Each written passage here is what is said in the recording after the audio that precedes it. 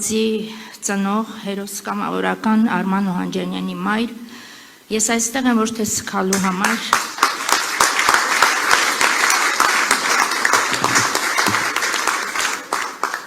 ես այստեղ եմ պահանջելու և տեր կանգնելու այն արժեքներին, որոնց համար իմ որդին ու նրա ընկերները տվեցին իրենց ամենաթանկը, կյանքը։ Ուզում եմ հստակ նշել, որ այս իշխանությունը իմ անձնական և իմ երկրի թշնամին է։ Նրանք չեն խնայել մեր զավակներին, նրանք չեն հարգել մեր զոհողությունն ու շարունակում են քայքայել մեր պետականությունը հիմքերից։ Եվ այսօր այս իշխանությունը թշնամի է իմ որդու և բոլոր հերոս տղաների հիշատակին։ Արմանս կամավոր զենք է վերցրել ոչ նրա համար, որ այսօր այդ հայրենիքը մաս վաճառեն։ Նա զենք է վերցրել, որ իր որդին և բոլոր մեր զավակները այդ հայրենիքում ապրեն հպարտ, որպես հայ։ Մեզ փորձում են վախեցնել պատերազմով, մատուցել կեղծ խաղաղություն, բայց որպես որդուն կորցրած մայր ամենալավը ես գիտեմ խաղաղության գինը։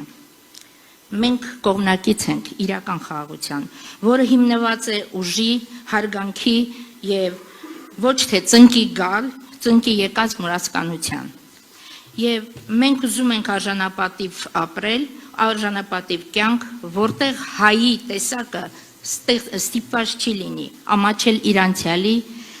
կամ վախենալ իր ապագայի համար։ Բայց մի լավ պատգամ է թողել որդիս վերջի իր ուղերձում, նա ասել է ամեն ինչ լավ է լինելու, հաստատ լավ է լինելու։ Եվ ես այստեղ եմ այդ լավի համար, սպասում եմ այդ լավին։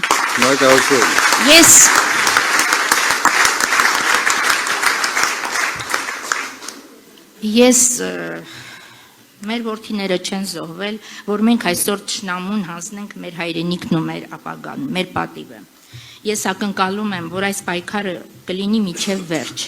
հանուն արդարության, հանուն պատժի, նրանց, ովքեր մեր տները սև հագցրին, և հանուն այն Հայաստանի, որտեղ մայրերը ստիպված չեն լինելու փողոցներում արդարություն փնտրելու։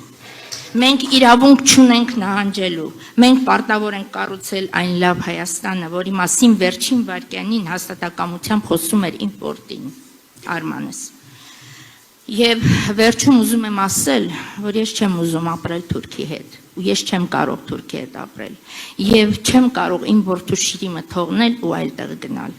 Այսուտ դրա համար ես այստեղ եմ և ընտրելու եմ այն մեծ ուժին,